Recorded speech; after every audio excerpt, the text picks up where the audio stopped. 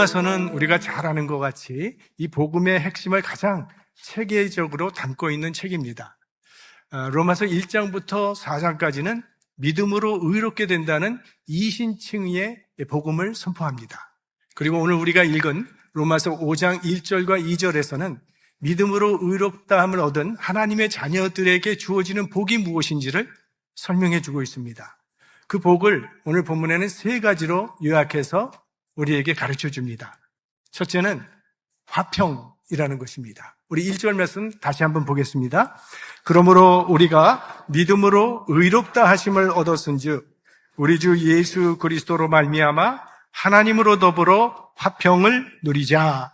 여기 그 화평이라는 단어는 평화로 쓸 수도 있고 평강이라고 할 수도 있고 평안, peace 모두 대체 가능한 그러한 단어입니다. 그러니까 하나님의 자녀들은 하나님과 화평한 관계 속에서 살아간다는 그런 말씀입니다. 성경에서는 이 구원을 종종 화평이라는 단어로 표현을 합니다. 사도 베드로께서 이방 사람 고넬료 집에 가서 설교를 했을 때 이 구원의 복음을 화평의 복음이라고 전했습니다. 사도행전 10장에 보면 만유의 주 되신 예수 그리스도로 말미암아 화평의 복음을 전하사. 그러니까 구원을 화평으로 표현하는 것은요, 이 구원을 관계의 회복이라고 하는 차원에서, 그런 관점에서 설명하기 위한 단어입니다. 우리 인간은 하나님의 형상대로 창조되었고, 그래서 하나님과 바른 관계 속에 있을 때 하나님이 주시는 참 평안을 누릴 수가 있습니다. 그런데 죄 때문에 하나님과의 관계가 단절되었고, 하나님과 단절된 우리 인간들은 참 평안을 잃어버리게 되었습니다. 우리가 삶 속에서 경험하고 있는 이 마음의 불안한 상태, 그리고 인간관계에서 겪게 되는 갈등, 또 사회에서 나타나는 이 분열 현상, 인종의 갈등, 또 나라와 나라의 대립, 이런 모든 것들은 궁극적으로 하나님으로부터 단절된 데서 비롯된 문제라고 성경은 이야기하고 있습니다. 이 화평의 관점에서 본 구원이란 하나님으로부터 단절되었던 인간이 다시 하나님과 화목한 관계로 옮겨지는 것을 의미합니다. 우리는 죄 때문에 하나님 앞에 나갈 수가 없습니다. 죄인은 하나님 앞에 서면 죽기 때문이죠. 우리 구약시대의 지성소라고 하는 것은 하나님의 임재를 상징하는 그런 장소입니다. 그곳은 1년에 딱 한 번 대제사장만 들어갈 수 있는 곳인데, 대제사장이 지성소에 들어갈 때는 두 가지를 갖추고 들어갔다고 합니다. 하나는 그 대제사장의 허리에 긴 끈을 맨답니다. 그리고 또 하나는 이 옷자락에 방울을 단다는 겁니다. 그래서 지성소에서 계속 방울 소리가 들리면 대제사장이 살아서 직무를 수행하고 있다는 뜻입니다. 그런데 방울 소리가 멈추면 이건 대제사장이 죽었다는 것을 사람들이 알 수 있었습니다. 그러나 누구도 그 지성소에는 들어갈 수 없었기 때문에 그 대제사장의 허리에 매어 있는 그 끈을 잡아당겨서 시신을 밖으로 끌어내도록 그렇게 했던 것입니다. 이처럼 우리 인간은 하나님 앞에 가까이 갈 수 없는 존재였고, 하나님과 인간 사이에는 이 죄라고 하는 높은 장벽이 가로막고 있었습니다. 그런데 예수 그리스도의 십자가로 말미암아 우리가 죄의 사함을 받고 하나님과 인간 사이에 가로막고 있었던 그 담이 허물어지면서 하나님과 화목한 관계가 이루어지게 된 거예요.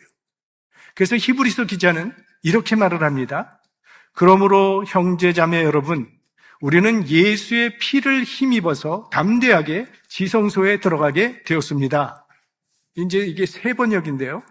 그러니까 예수 그리스도의 보혈이 우리의 죄를 깨끗이 사하여 주셨기 때문에 이제 우리는 하나님 앞에 나갈 수 있게 된 겁니다. 더 이상 하나님께서는 우리를 심판받아야 될 죄인으로 대하지 아니하시고 자녀로 맞아주시는 아버지가 되셨기 때문입니다. 이게 하나님께서 하나님의 자녀들에게 허락해 주시는 화평의 복입니다. 그런데 안타까운 것은 많은 성도들이 이 평화를 잘 누리지 못하고 있다는 사실입니다. 우리가 아무리 귀한 것을 받고도 그것을 사용하지 못하면 아무런 소용이 없습니다. 탕자가 아버지 집에 들어왔을 때 아버지는 달려나가서 그 탕자의 목을 껴안고 입술을 맞췄습니다. 그리고 즉시로 그 아들의 신분을 회복시켜 주셨어요. 가락지를 끼워줬습니다. 좋은 옷을 입혀주시고 또 신발을 신겨주었습니다. 이제는 더 이상 종이 아니라는 것입니다. 그러니까 아버지가 이 아들을 온전한 아들로, 예전과 다름없는 아들로 맞아주셨던 겁니다. 그런데 만약에 탕자가 나는 아들의 자격이 없다고 하면서 가락지 빼버리고 아버지가 입혀주는 좋은 옷을 거부한 채로 그냥 종처럼 살겠다고 한다면 아버지의 마음이 어떻겠습니까? 아버지의 사랑을 거부하는 것은 아버지의 마음을 아프게 하는 일이 됩니다. 아버지의 베푸는 사랑은 감사함으로 받고 누리는 것이, 그게 아버지의 마음을 기쁘게 해드리는 것이고 또한 우리 자신을 위한 길이기도 해요. 사탄은요, 끊임없이 우리들을 정죄해 옵니다. 넌 죄인이잖아. 너 같은 위선자가 어떻게 하나님의 자녀냐며 끊임없이 우리의 마음을 공격하면서 우리가 죄책감과 또 수치감에 사로잡혀서 그 하나님이 우리에게 주시는 그런 온전한 평화를 누리지 못하러 방해하고 있다는 것입니다. 그런 사탄의 정죄에 흔들리지 마시기 바랍니다. 하나님께서요, 내가 너의 죄를 용서해 주셨다고 하면 용서받은 줄로 믿으시기 바랍니다. 우린 연약합니다. 시험에 넘어질 수밖에 없습니다. 그러나 그럼에도 불구하고 우리가 주님의 보혈을 힘입어 하나님의 자녀가 되었다고 하는 그 약속만큼은 흔들림 없이 붙들고 나아가는 성도님들이 되시기를 바랍니다. 이 주님이 우리에게 주신 이 평화는요, 제 삶에만 국한되어 있는 것이 아니라 그거보다 더 훨씬 넓은 영역을 포함하고 있습니다. 부활하신 예수님께서 두려움에 사로잡혀서 문을 걸어 잠그고 떨고 있던 제자들에게 나타나셔서 하신 말씀이 있죠. 너희에게 평강이 있을지어다. 왜냐하면 이때 제자들의 마음에는 평안이 없었기 때문이죠. 예수 그리스도께서 십자가에 돌아가시면서 이 제자들은 그들의 삶이 완전히 무너졌습니다. 믿음도 무너졌고 그들의 사명도 무너졌고 그들의 소망도 다 무너졌습니다. 그런 제자들의 삶에 우리 주님이 평안을 회복시켜 주신 것입니다. 두려워하지 말아라. 아직 끝난 게 아니다. 내가 살아있다. 주님의 평안은 절망 속에 있는 사람을 일으켜 세우는 능력이 되는 겁니다. 주님은 오늘도 우리 삶의 어두운 자리를 찾아오십니다. 실패와 낙심의 그 자리, 깨어진 관계 때문에 힘들어하는 그 자리, 질병으로 두려워하는 자리에 찾아오셔서 주님은 우리들에게 말씀해 주십니다. 평안하라. 아직 끝난 것이 아니다. 내가 너와 함께 있다. 너희에게 평강이 있을지어다. 우리 주님이 우리와 함께 계시기에 실패도 끝이 아니고요. 절망도 끝이 아니고요. 심지어는 죽음조차도 끝은 아닙니다. 이 하나님의 평강이 고난의 자리에 계신 분들의 심령 가운데 함께 하시기를 소망합니다. 이 세상도 우리에게 주는 즐거움과 평안이 있죠. 그러나 그것은 마치 목마른 사람이 바닷물을 마시는 것처럼 마시면 마실수록 갈증이 더 심해질 뿐입니다. 삼천국녀를 거느린 임금은 과연 행복했을까요? 삼천국녀를 거느린 임금은 아마 5천국녀를 거느리고 싶어 했을 것입니다. 세상이 우리에게 주는 것들은 보면 우리의 작은 마음 하나도 채워주질 못합니다. 우리의 영혼이 평안하려면요, 영혼의 주인이 되시는 하나님과 바른 관계를 맺어야 합니다. 평안은 하나님의 관계가 바로 설 때 우리에게 주어지는 하나님의 선물이기 때문입니다. 우리가 잘 알지만 유대인들이 인사할 때 쓰는 말이 있죠? 샬롬이라고 하는 히브리어입니다. 우리가 잘 아는 이게 피스라는 거죠. 평화, 평강. 당신의 삶 가운데 하나님의 평안이 함께하기를 바랍니다 라고 하는 그러한 인사인데요, 이 성경적 개념에서 샬롬이라고 하는 것은 단순한 다툼이 없는 상태가 아니라 하나님 안에서 모든 것이 제자리에 놓인 상태를 말하는 거예요. 깨어진 관계가 있다면 그 관계가 회복되고, 뭔가 부족한 것이 있다면 그게 다 채워지고, 무너진 삶이 있다면 다시 치유되는, 그러니까 모든 것이 제자리를 찾게 되는 그 온전한 상태를 샬롬이라고 말을 합니다. 그러니까 하나님과의 바른 관계 안에서 누리는 그 총체적인 복, 그것이 샬롬입니다. 그래서 샬롬은 단순한 안부 인사를 넘어서 상대방을 축복을 전하는 그런 말이에요. 당신에게 하나님이 주시는 참 평안이 있기를 바랍니다 라는 축복의 말이에요. 우리가 항상 예배 시작하기 전에 서로 인사를 하는데 우리도 이렇게 축복하면 좋지 않겠냐라는 생각이 들어요. 당신의 삶 가운데 하나님의 평안이 충만하시기를 바랍니다. 샬롬. 아까 못했으니까 지금이라도 한번 해볼까요? 샬롬. 예. 좋은 히브리어를 배우셨습니다. 두 번째로 하나님의 자녀에게 주어진 복, 은혜.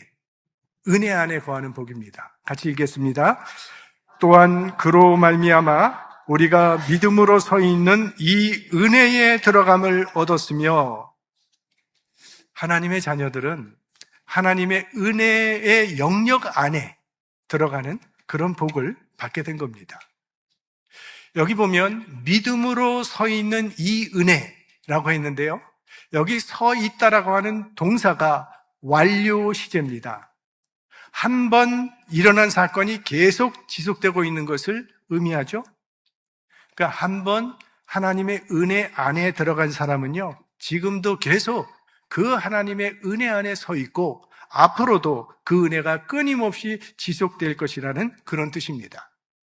그러니까 지금 사도 바울 선생님께서는 우리 그리스도인들은 평생 하나님의 은혜의 영역 안에서 살아가는 존재라는 것을 강조하고 있는 것이죠. 근데 생각해 보면 우리 성도의 삶은요, 은혜의 역사입니다. 우리 은혜로 구원받았고요, 은혜 가운데 살아가고 있으며 구원도 은혜로 완성될 겁니다. 처음부터 끝까지 은혜예요. 말씀드린 적이 있지만 은혜로 구원받는다고 하는 이곳은, 이 교리는요, 기독교 특유의 아주 역설적인 교리입니다. 왜냐하면 구원의 역사에는 우리 인간의 결단과 참여가 있어야 함에도 불구하고 실제로는 우리 인간의 결단의 이전에 하나님의 역사가 있기 때문입니다. 인간 편에서의 노력은 언제나 인간보다 앞선 하나님의 은혜의 행위 그 다음에 일어나는 것을 우리는 발견하게 됩니다. 물론 하나님께서 우리에게 자유의지를 주셨기 때문에 예수를 믿는 결단은 그건 우리의 결단이 아닌가라고 생각할 수도 있습니다. 하지만 우리 개혁주의 신앙에서는 그 믿음의 결단 자체도 하나님의 은혜로 봅니다. 왜냐하면 타락한 죄인들이 하나님의 부르심에 응답할 수 있다는 것은 이미 하나님의 은혜가 그 사람의 심령 가운데 역사하고 있을 때만 가능하기 때문입니다. 그래서 이 구원은 전적인 하나님의 은혜라고 하는 것은 우리 신앙 안에서 경험되고 고백되어지는 그런 진리죠. 우리 기독교는 이 구원 사건 전체를 은혜로 보고 있는데, 구원받게 하실 뿐만이 아니라 그 구원의 선물을 보존케 하시는 것도 하나님의 은혜라고 봅니다. 그래서 F.F. 브루스라고 하는 유명한 신학자는 이런 말을 했습니다. 만일 인간의 발을 신앙의 길 입구에 놓게 하는 것이 하나님의 은혜라면 그로 하여금 그 길을 계속하여 끝까지 걷도록 능력을 주는 것도 하나님의 은혜다. 그러니까 우리를 향한 하나님의 은혜는 지속적이며 영원하다는 그런 말이죠. 우리의 형편과 처지는 변하지만 하나님의 은혜는 변함이 없다는 거예요. 우리가 성공했을 때나 실패했을 때나 건강할 때나 병들어 약해졌을 때나 심지어 죄로 인해 부끄러워 낙심될 때도요, 우리를 향한 하나님의 은혜는 언제나 한결같다는 겁니다. 그러므로 우리가 때로 시험에 넘어졌다 할지라도 하나님을 피하려고 해서는 안 됩니다. 사람들이 그러잖아요. 지금은 내가 하나님을 볼 면목이 없습니다. 어느 정도 내가 그래도 자격이 좀 갖춰줘야 그 하나님께 나올 수 있지요 하는데, 누구도 이 자격을 가지고 하나님께 나올 수 있는 사람은 없습니다.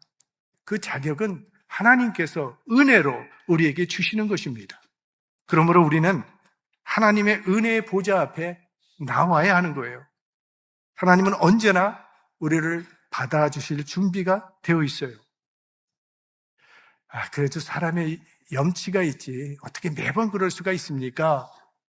하시는데, 한번 여러분의 자녀들을 한번 생각해 보시기 바랍니다.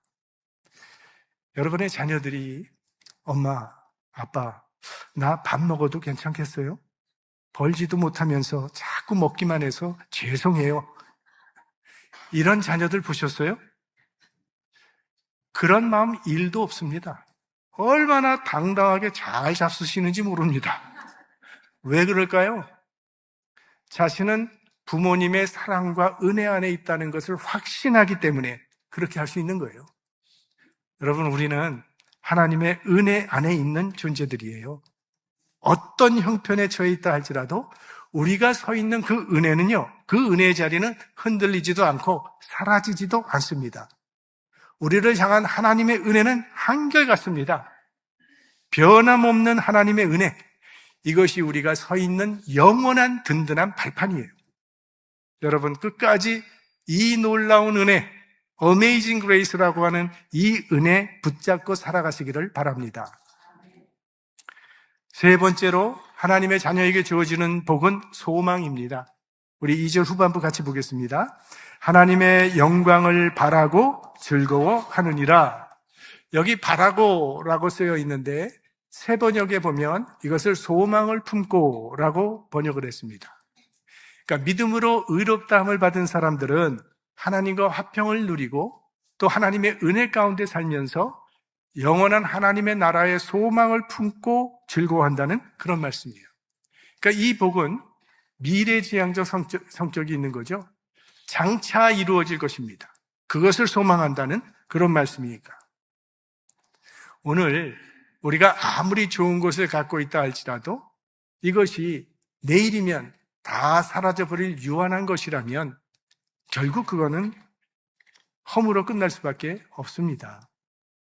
오늘 좀 부족하고 힘든다 할지라도 내일에 대한 분명한 약속과 확신이 있다면 오늘의 어려움도 기쁨으로 감당할 수 있습니다. 만일요, 우리가 살고 있는 이 세상이 그냥 이 세상으로 끝나고 마는 것이라면 우리가 죄 사함을 받아서 무엇합니까? 예수 믿는 사람이나 예수 믿지 않는 사람이나 이 세상으로 다 끝나버린다 그러면 우리가 예수 믿고 죄 사함 받는 가치가 어디 있느냐는 것입니다. 그래서 사도 바울은 고린도전서에서 만일 그리스도 안에서 우리의 바라는 것이 다만 이생뿐이면 모든 사람 가운데 우리가 더욱 불쌍한 자리라. 만약 우리의 삶이 이 세상으로 끝나고 영원으로 이어지지 않는다면 우리 인생은 결국 허무로 끝날 수밖에 없어요. 그러나 성경은요, 우리의 삶이 이 땅으로 끝나지 않는다고 분명히 말하고 있습니다. 우리에게는 영원한 나라가 있고 영생이 약속되어 있다는 거예요. 이게 믿는 자의 궁극적인 소망이죠. 하나님의 나라와 영생. 제가 알고 있는 부부가 있는데 아내는 예수님을 잘 믿는데 남편은 예수님을 믿지 않았습니다. 그런데 이 아내의 형부가 암으로 세상을 떠나게 됐는데 그 세상 떠나는 모습을 이 남편이 지켜보게 되었어요. 이 형부는 굉장히 독실한 크리스천입니다. 예수님 잘 믿는 분인데 그에게는 초등학교 3학년짜리의 어린 딸이 있었어요. 근데 어느 날 이 딸을 부르더니 이 딸에게 말을 하는 거예요.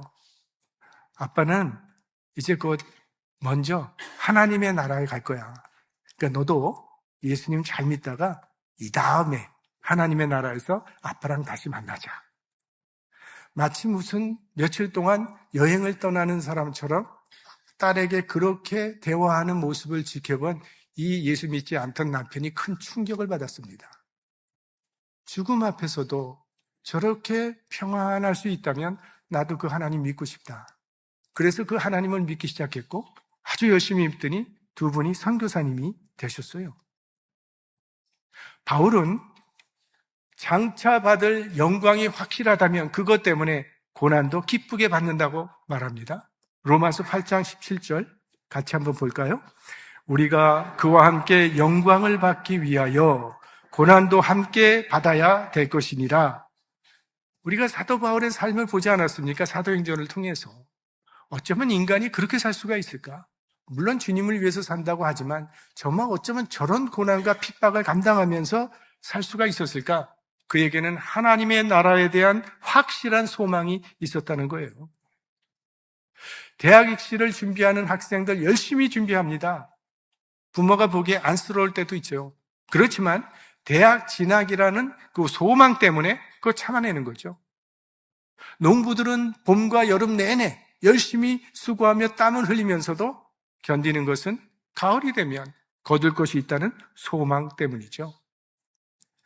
우리 성도에게는 궁극적인 소망이 있습니다. 어느 날 하나님의 영광이 나타날 때 우리도 그 하나님의 영광에 참여하게 될 것이라는 소망. 그 소망이 있기 때문에 믿음의 길을 우리는 끝까지 포기하지 않고 걸어갈 수 있는 거죠. 이 장차 나타날 소망 그것이 오늘 우리들의 삶을 붙들어주는 능력이 되는 거죠. 우리들은 눈앞의 작은 소망 때문에 궁극적인 소망을 잊고 살 때가 너무나도 많습니다. 우리가 이 세상의 작은 소망을 이루기 위해서 우리의 시간과 우리의 정력과 우리의 물질을 다 쏟아버리고 정작 궁극적인 소망인 하나님의 나라를 위해서는 드릴 열매가 없는 삶을 살고 있다면 마지막에는 후회하게 될 것입니다. 우리는 모두 하나님의 나라에서 받을 영광이 있도록 살아야 할 것입니다. 자, 마지막으로 우리들이 하나님과 화평을 누리게 됐고 또 하나님의 은혜 가운데 살면서 영원한 하나님의 나라의 소망을 품고 살아갈 수 있게 된 그 근거가 어디에 있는지가 오늘 본문 1절과 2절에 다 나타나 있습니다. 우리 1절, 2절 다 같이 한번 함께 보겠습니다. 그러므로 우리가 믿음으로 의롭다 하심을 얻었은즉 우리 주 예수 그리스도로 말미암아 하나님으로 더불어 화평을 누리자. 또한 그로 말미암아 우리가 믿음으로 서 있는 이 은혜에 들어감을 얻었으며 하나님의 영광을 바라고 즐거워하느니라. 자, 1절과 2절에 다 나오죠. 1절에서는 주 예수 그리스도로 말미암아, 2절에서는 그로 말미암아, 그노 예수 그리스도를 말하는 것이죠. 예수 그리스도께서 우리를 위하여 행하신 그 십자가의 공로 때문에 우리가 이런 복을 누릴 수 있게 되었다는 그런 말씀이죠. 예수님 때문에 우리가 하나님과 화평을 누리게 되었고, 예수님 때문에 우리가 하나님의 은혜 안에 살게 되었고, 예수님 때문에 영원한 하나님의 나라의 소망을 품고 살게 되었다는 거예요. 시작도 예수님, 끝도 예수님. 그리스 중부지방에 가보신 분들은 아마 메테오라 수도원에 가보신 분들이 계실 걸로 압니다. 이 수도원은요, 높이가 400m가 되는 그렇게 높은 절벽 꼭대기의 수도원을 세웠습니다. 이 메테오라라고 하는 이름이 그리스어로 공중에 떠 있다라는 그런 뜻을 가지고 있습니다. 그래서 과거에는요, 지금은 계단이 있어서 올라갈 수 있게 돼 있지만 과거에는요, 그 위에서 내려주는 그 광주리를 타고 올라가는 방법밖에는 없었습니다. 어느 날 방문객 한 사람이 수도원에 가려고 광주리에 탔습니다. 이제 위에서 수도사들이 이 도루에 걸친 밧줄을 당기기 시작하니까 이 광주리는 서서히 움직이면서 위로 올라가게 됩니다. 그렇게 한참을 올라가는데 한 중간 정도 됐을 때에 갑자기 어디선가 바람이 거세게 불어닥쳤습니다. 그러니까 광주리가 심하게 흔들리는데 그 속에 있는 방문객의 마음이 매우 불안해졌습니다. 혹시 이러다가 밧줄이 끊어지지는 않을까? 불안한 마음으로 밧줄을 봤더니 이 밧줄이 굉장히 낡아 있더라는 거예요. 그래서 옆에 함께 있는 수도사에게 물어봤다고 합니다. 혹시 이 광주리의 밧줄을 수도원에서 갈아주십니까? 아, 예, 갈아줍니다. 얼마 만에 한 번씩 갈아주십니까? 끊어질 때마다 갈아줍니다. 라고 했다는 거예요. 여러분, 지금 우리가 붙잡고 있는 끈들은요, 언젠가는 끊어질 날이 온다는 겁니다. 건강의 끈도 끊어질 날이 올 것이고, 명예의 끈도 끊어질 날이 올 것이고, 물질의 끈도, 인맥의 끈도 언젠가는 끊어질 날이 옵니다. 오직 예수 그리스도만이 영원히 끊어지지 않는 하늘에서 내려오는 끈입니다. 예수 그리스도만 놓지 않으면요, 비바람이 몰아치고 광주리가 흔들린다 할지라도 주님은 우리를 하나님의 나라에까지 인도해 주실 줄로 믿습니다. 여러분 모두 끝까지 우리 예수님 붙들고 예수님만 따라가시기를 주님의 이름으로 축원합니다. 성령의 능력으로 기름